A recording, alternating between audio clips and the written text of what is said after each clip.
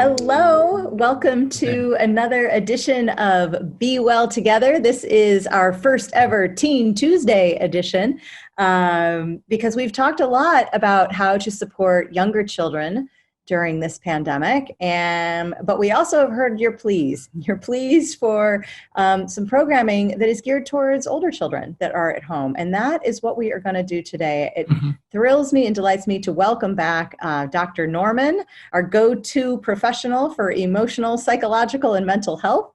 He is also a member of our Salesforce Ohana, of course, but he is a leading psychiatrist and he is a distinguished professor for adolescent young adult health at the UCSF Weill Institute for Neurosciences. So today, that's a heck of it. You'd think I'd like that just roll off the tongue easier at this point in time, but no, I'm still working through that. But thank you so much for coming. Thank you, Jody. Thanks for having me back. So I'm calling this talk The Promise of Adolescents. I'm borrowing the name actually from a report that was issued last year from the National Academy of Sciences. It's a wonderful report that really describes the development of adolescence, the biological, psychological, and social development of adolescence, and the impact of environment on that development. It's available for free as a download from the National Academy of Sciences website. So The Promise of Adolescence, definitely worth downloading and reading. So, we're all suffering from sheltering at home and living through a pandemic. But I think our teenagers and young adults are, to a very large extent, bearing the brunt of it. Our young people are missing out on proms, graduations, school plays, athletic competitions. Gap years are up in the air. College kids have been recalled from semesters abroad. High school seniors don't know if they're going to be able to attend the colleges they got accepted to. Kids who were away at college had to return home. In high school, parents are managers. In college, parents become consultants. Well, our kids are back home and they're being managed and they don't like it much. College seniors who 2 months ago believed they were going to be graduating into a booming economy with all kinds of choices of jobs now wonder if they're going to ever have jobs at all. So I really think we have to be really sensitive to the feelings that our teens and young adults are having. Pardon me. I want to take a moment also to particularly call attention to kids who have friends or family members who are frontline healthcare workers or first responders, or who work in essential businesses like grocery stores where it's hard to keep social distancing. Our kids are really worried about loved ones in those capacities. We need to look for signs of their anxiety. They may be more irritable. They may be acting out. They may regress to a level that seems like they're less mature, but let's pay attention for that in our kids. And if you see it, validate it, talk to them about it. And if you're sheltering at home with them, give them a big hug. I also want to note that I'm speaking about adolescence today under the best of circumstances, kids raised in homes that are loving and safe, where they don't have to worry about becoming homeless or living in shelters or having enough to eat. There are 9 million kids in America under the age of 19 who live in poverty. And many of those kids who are shut out of schools are also shut out of the school lunches that they need to not be hungry. And COVID is unfortunately widening the gap, as many underprivileged kids don't have access to online learning or don't have the technologies to support it. It's an honor to be part of the Salesforce Ohana, since Salesforce has as one of its core values equality, and its philanthropy is dedicated to bridging the gap in equity. So, adolescence. What happens in adolescence? So adolescence is indeed a time of great promise. In physical terms, the growth and changes of the brain and body accelerate more than any other time in life, second only to infancy. And of course, pregnancy, where a single cell miraculously becomes an entire baby. Driven by adolescence, it's a time of transformational and exuberant exploration and learning, driven by curiosity, keen emotional sensitivity, and an impeccable sense of justice. Adolescents explore, academics, athletics, social relationships in their communities. They acquire the ability to think abstractly and resolve moral dilemmas. as they figure out who they are in the world, what impact they're going to have in the world, adolescents are always busy consolidating their identity. So adolescence actually spans the ages of 10 to 25. 10 to 25, okay? Because we determine that biologically because beginning at the age of 10, the brain starts sending signals to our body glands to secrete hormones that bring about the secondary sexual characteristics of adolescence. So puberty really begins at the age of 10.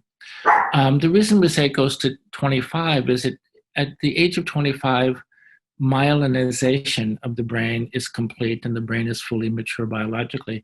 Now, myelin is the white matter that makes brain cells work at about 100 times faster and 100 times more efficient than without myelin. So onset of hormones for puberty, age 10, completion of brain maturation, age 25. So how do we look at adolescence? I think the image that most of us have of adolescence actually derives from Romeo and Juliet. They are passionate, they're awestruck, they're also starstruck, which means, star-crossed, which means doomed. Romeo and Juliet are highly emotional, rebellious, reckless, and impulsive. They defy their families, their traditions, their communities, and even the stars' fate, and their lives end tragically. Add to that an image of James Dean, the teenage heartthrob from the 1950s, the rebel without a cause who died tragically in a reckless car accident. And most parents think my job with my teenagers is to save them from themselves. Well, the promise of adolescence is actually the opposite of tragic. It's full of hope and endless possibilities. Our job, is to give them the scaffolding they need so they can take healthy risks while exploring the world around them and identify and adopt the core values that they prioritize as they form identity and become their best selves. So adolescents are risk takers. And you say it like that's a bad thing, but actually taking healthy risks and exploring the world is a good thing. But indeed, what we worry about is when adolescents take unhealthy risks. So to understand that, why do adolescents take on healthy risks? I'm going to share my screen and show you a brain and talk to you a little bit about it. So this is a picture of the brain, or at least how the brain should be. So at the base of the brain, we have the brainstem. It's called the lizard brain or the reptilian brain. It's the brainstem. It kind of governs respiration, heart rate, and fight or flight. If you're a lizard and you make your living catching flies, you don't want to be daydreaming about your hot date tonight anyway. Then we have the mammalian brain. That's depicted here by a rodent that are mammals. It could be puppies, kittens, lions, tigers, your favorite mammal. But the mammalian brain has memory. It has emotions. It is keenly aware of social connections and social status. And it reinforces good and bad habits. We then have the thinking brain depicted here by a primate, a monkey. It can, have language and reason and self-awareness and abstract thinking.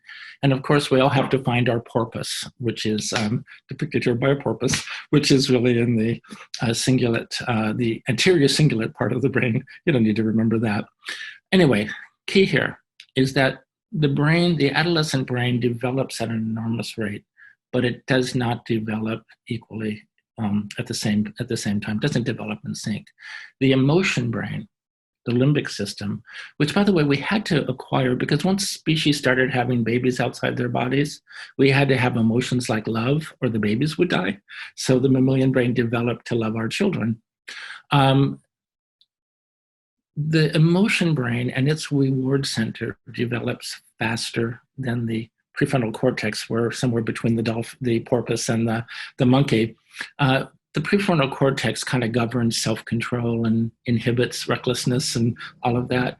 The emotion brain develops stronger, so emotions are more intense. And how that translates is, it's not that kids don't understand consequences. It's not that a kid doesn't understand, as I'm a new driver, if I run a red light or speed, I can get a ticket, I can get in a crash, I could kill myself or someone else. They know that.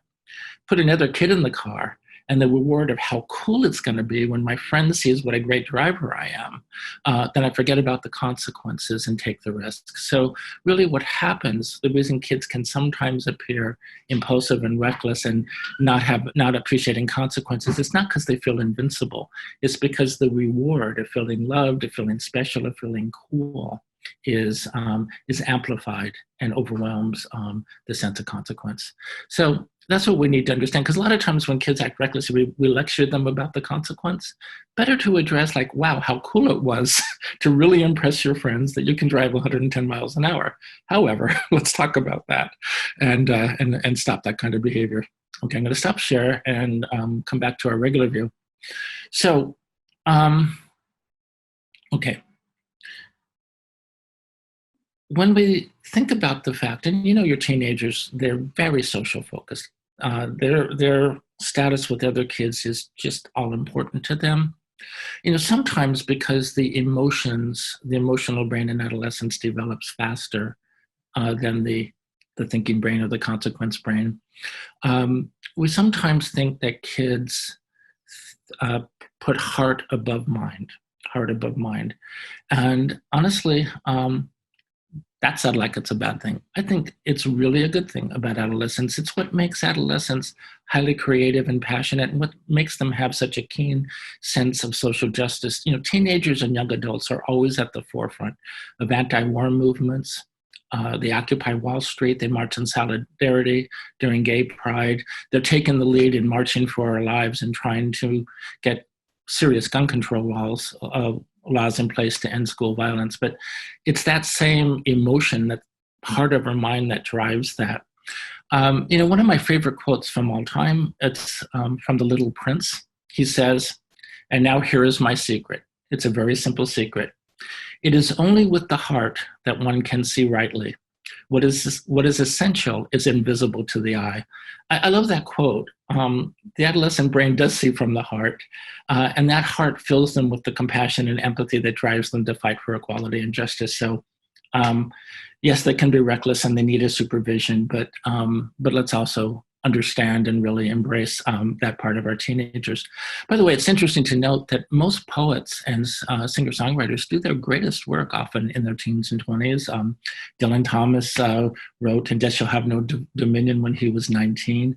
Bob Dylan wrote "Blowing in the Wind" at 21, and Billie Eilish won every single Grammy at the age of 18. But this heart over mind really leads to great poetry, great art, and a lot of other things. Now, our kids are stuck at home, and their promise is now on hold, and our kids are bored. It's hard to find redemption watching Netflix. Discussing Tiger King is entertaining, but it doesn't make an impact on the world. Kids are doers. They are inkling to experiment, explore, become their best selves, and make an impact, but they're stuck at home with their parents and they're stifled. So there are a lot of things we recommend. One is to kind of validate their suffering, allow them to give words to their grief, to their anger, to their hurt, to their worries. Listen without judgment. Don't try to solve, just listen. It's really an ideal time to teach the art of stillness, to kind of reframe the boredom into it's a chance to be still, to relax. Practice mindful meditation. What it mean by mindful is like look at an object like you're looking at it for the first time. What's its color? What's its shape? What's it feel? Do a walking meditation where you're feeling the sun on your face, the wind in your hair, the smells and the sounds, the ground under your feet, but really experiencing all of your senses. That will get you out of boredom. Stay in the moment. Don't future trip, don't relive the past. Focus on what you can control. And don't judge, have compassion for yourself and others. Teens and young adults should keep a routine, keep to sleep-wake cycles, eat healthy, eat regularly, exercise by walking or running and outside, do the workouts, including calisthenics, yoga, etc., indoors with virtual trainers and virtual classes. Keep a school schedule for online learning with assigned high school and college classes, and go to the Khan Academy, K-A-H-N Academy, and challenge yourself by taking some classes outside your comfort zone. Stay connected virtually by playing multiplayer games, video chatting, and try writing letters. Now, parents should capitalize on the creativity and pro-social nature of teens and young adults, make public service announcements, create TikToks, think of ways to make masks, help elderly neighbors and kids who need school lunches, help them avoid hunger by bringing them lunches. Still, there are times when you have played every game, watched every Netflix, read every book, helped every neighbor you can think of. Nothing feels right. You're bored. And really, that's what boredom is. You have this restless sense of, I want to engage, and I can't. Nothing seems interesting. Now, sometimes you got to ask yourself, what's getting in the way? Sometimes feelings like being hurt or angry, that's the distraction that keeps me from getting engaged. So if I can acknowledge the hurt and anger and give words to it, I can get that off my chest and engage. Sometimes we put things off because we're afraid to engage. We're afraid of failure. Boredom, often arises from procrastination, and procrastination can certainly give rise to boredom. Sometimes the best way to manage boredom is just get started, and it works. In military service, soldiers for centuries have described war as long periods of abject boredom, punctuated by brief moments of terror. I've heard many veterans tell me that, like, when they were deployed and they were in a forward operating base, they actually would fantasize. They'd wish that somebody would shoot at them. No, they weren't suicidal. They didn't want to hurt anybody else, but something to focus on, something to do. But they learned to cope with the boredom by, talking to their colleagues, becoming sarcastic and having lots of humor, trying to be in the zen of the moment, whatever mundane chore they're doing, to try to really feel it and experience. And managing boredom is just often a matter of radical acceptance. I'm stuck at home. I don't feel like doing anything, and I'm just stuck here. I'm going to accept that. I'm going to relax a little bit, and something will come to me. So much of childhood and adolescence is really preparing for your future. And now, of course, your future is temporarily on hold, but athletes are still working out. Students are still learning subjects and perfecting skills. We're still working on becoming our best selves, so keep practicing. Our time will come. Don't always look outward for entertaining distractions. Look inward with meditative contemplation. Look at an object, as I said, notice it for the first time, and journal. Look inward, write about your deepest thoughts and feelings about the situation we're all in. Write a letter to your future self, the person you want to become. Take note of all of your senses and your deepest thoughts. And use humor and sarcasm. Dear brain, please start telling the difference between being bored and being hungry, because I'm getting really fat. But make humor, be sarcastic, make fun with each other, of each other, in a friendly, loving way, but use humor. Anyway, your promise of adolescence is still there. We'll get through this and your promise will be fulfilled. We'll stop there. Wow, that was great. That was great. I have like a whole page of notes, and apparently I have a teenager. He's 10. I thought that I didn't have a teenager, but now I'm ready. I'm ready. Yes, it's already started. Yay. Okay, so we do have a bunch of questions for you, and a lot of people submitted in advance, so I do want to jump into it. There is definitely a lot of anxiety, Dr. Norman, around home learning. Yes. A lot about how we're managing this, about what's getting done, what's not getting done, how much pressure to put on kids. So I'm going to try to synthesize two questions together. One of them is, the nuts and bolts of it is, how can I encourage him to study when he's seeing this as just an extended holiday? Mm-hmm. And another one that I'm hearing a lot of is when you have like 7 subjects and 7 different teachers and everybody's working on different platforms, and just like kind of the insanity of trying to have an organized, structured approach to it, and parents waffling between like, how much of this do I own and how much of this should I be transferring ownership to my teen to figure out for themselves, and then the consequences when they don't and they're not actually getting in there and learning it. Okay, there's there's a lot, right? Like there's totally different questions, but there's just so much around the but it's connected around right. Homeschooling. Again, let's just start with a little bit of gratitude. I'm glad that we have the homeschooling, and if you're lucky, you have a school district and a school and teachers who care about you, want to see you succeed, and are giving you assignments. We do have to set the stage. This isn't a vacation. We are living, sheltering at home to survive and save lives during a pandemic, but we're still students at school and we're supposed to be learning. That's the importance, I think, again, of setting that schedule 9 to 3. That's when you'd be in school if we were able to in person be in school. That's your school time. Let's go over the schedule and the expectations. Let's really try to stick with it. And then you do your best. It's not something to skate through. You're going to have to demonstrate proficiency. A lot of school districts are going maybe to a pass-fail, so that you can, that takes some pressure off, but it doesn't mean you don't have to really learn it. The teacher has you still got to pass. Yeah. You still got to pass. You got to pass. Yeah. You got to pass. And you got to do the work. Because it's actually a skill to learn, because most of us do a whole lot better with structure. I got to be at math class at 10 o'clock. I'll be at math class. I'll do the problems there. Actually, here you're learning to be more of a self-starter. It's going to stay with you your whole life. It's a great skill to have. If you can have more self-discipline around 10 o'clock, I would be in math class in school, so I'm going to be at math class at home, but I'm going to do math. It's just a great skill to start to acquire a sense of self-discipline and self-initiative. I think parents have to say, this is expected, this isn't an option. Still, now parents who are home, working at home, you're not on vacation either, you're working really hard. Yet now you have to take on the added task of being in charge of homeschooling. Some time with your child to make sure, okay, what are you working on now? Looking over the, like a teacher would walk around the room, look over the shoulder of a kid, make sure that they're on task and say, I'm going to go over it with you.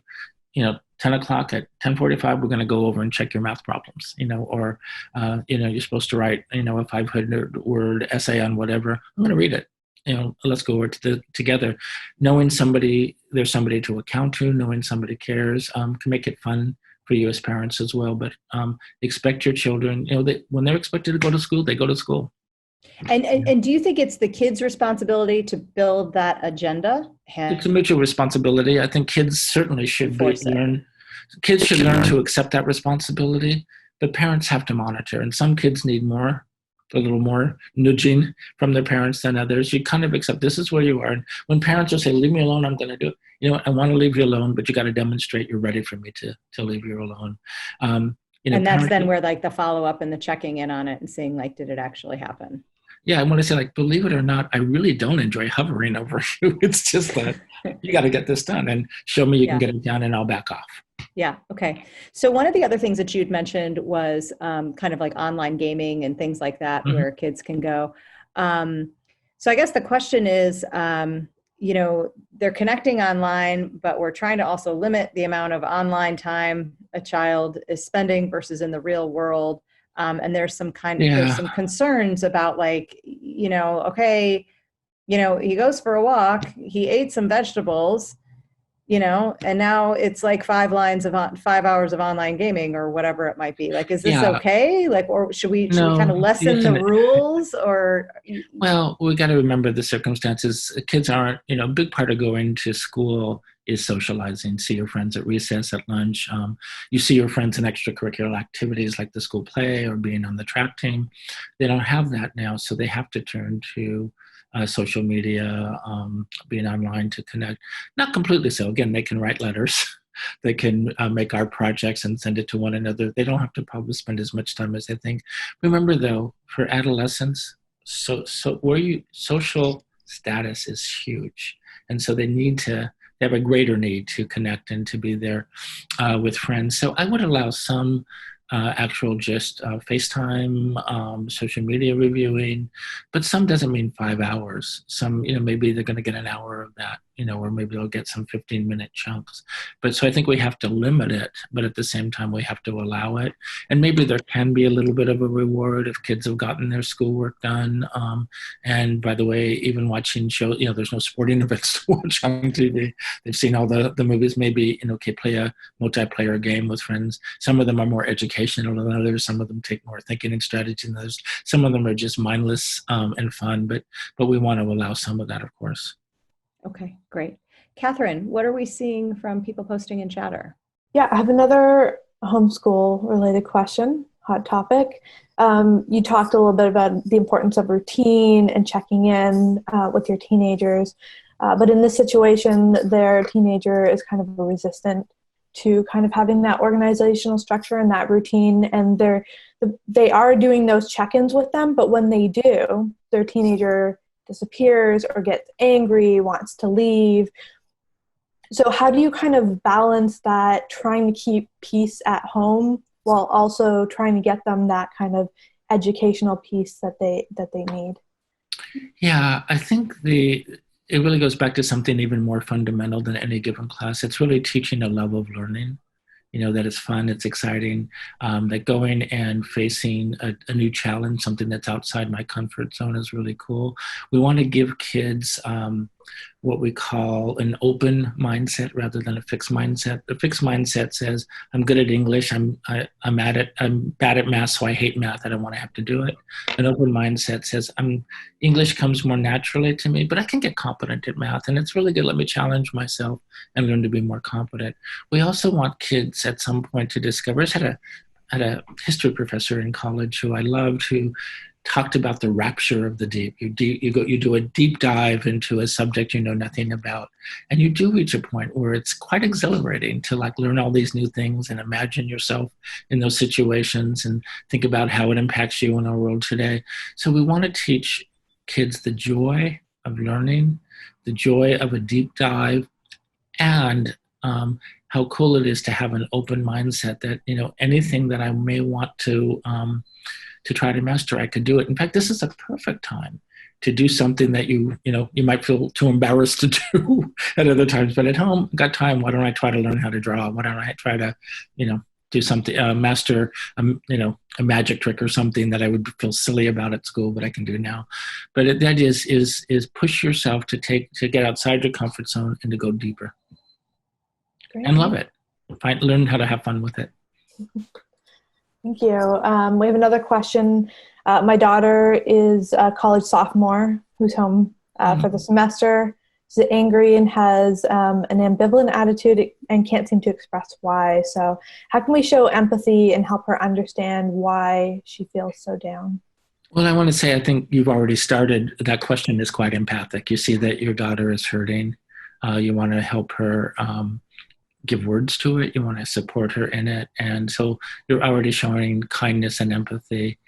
And we also want to push a little bit to try to put it aside, try to get over it and still make the most of a difficult situation. But we have to acknowledge she's not with her friends. She's not, maybe she's taking some online college classes, but it's not quite the same. Maybe she's missing out on an internship, a semester abroad, or whatever it is. But we want to kind of listen to, what's really hard about this for you. Certainly validate it, understand it, and say, you know what, totally get how angry you are. And of course, I were in your shoes, I'd be sulking too. And here we are. Let's see if we can, make the most of this and help you feel better about something else. And I can tell you, as a mom and a dad, I wouldn't wish this on anybody, but I'm kind of glad to have you around a little more. So let's hang out more. Let's have a deeper discussion. Let's take this as an opportunity. Like I never thought I would get to have you, back home like this again. So it's kind of cool. But you try to just reframe it. You validate. You don't want to trivialize. You validate how hard it is, and now you want to reframe it from crisis to opportunity. I think we have a couple of minutes left, and I would love for you to talk a little bit about GritX, this amazing resource that you shared with me that I've been looking at, that I think is just such a powerful collection of tools. Right, that maybe people would like to make. Thank you. I'm going to try sharing my screen again. All right. How's it going? My family is driving me nuts, but it's fine. I've been really into ceramics lately. I think it might be my calling, but I'm still figuring it out. I'm okay. I'm trying to make friends, but I feel so awkward and anxious, and it keeps on getting in the way. What do you do to take care of yourself? I skate. I make art. I bake cookies. Like, a lot of cookies. I GritX. And I GritX. Oh, and I just started using GritX. GritX, for sure. Lately, I've been hanging out in the breathing room a lot. Makes me slow down. Wait, what is GridX? It's a free app for self-care. Gives you a bunch of engaging tools, like the self-interview. It helps put things in perspective. I use GridX's interactive journal a lot. It gets me in touch with my deepest thoughts and feelings. There's this mindfulness meditation on the Skill Studio that I do every morning. It keeps me grounded. It's like having a map to my best self right there on my phone whenever I need it. Honestly, you should check it out. Okay. That is awesome. We did not plan for you to show the video, but that just was an amazing Salesforce moment right there. And with strong video. and thank you, Salesforce, because some of the funding that supported this has come from the Concert for the Kids that Salesforce does every year on behalf of UCSF and the Benioff Children's Hospital. But yeah, it's a free site. You can come to it. It's called gridx.org. It's ready to use right now. It's getting better.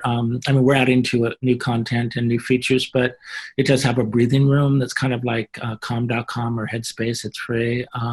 It's got a self-interview that teaches self-reflection, and you can take threads like, trouble with a friend group, or I've got a secret or something, I'm just overwhelmed, and it takes you through a self-interview around that, teaches self-reflection. We have prompted journals, so you can write to heal. We have a skill studio where you can learn basically all of the tools you would learn if you were in an in-person psychotherapy, only it's free. And we hope it's relatable. It has, call them grid expeditions, where you can come in and say, I'm having trouble with sadness or anger, and it'll say, okay, do these exercises. Now, starting in about a month, we're going to have an emotionally intelligent chat bot too, that's emotionally intelligent, that you can converse with and ask it questions and have a conversation that will guide you to different parts on the site where you can get help with whatever it is that you're wanting help with. So thanks for giving me the chance to promote this. We're excited about it. It's an amazing resource. It's really work to be proud of. It's really work to be proud of. Thank you. And it's the idea again is to make all of the tools that you would learn, for growth and personal development, just available to anyone, anywhere, anytime for free. Remove all the barriers to evidence-based care. That's the goal behind it. Amazing. Well, listen, we have so much gratitude for you. Thank you for everything that you're doing for all of us in our Ohana. We can do this, everyone. We can do this together. We will be well together. We will fulfill the promise. We will fulfill the promise. So everyone, take care, be happy, be healthy.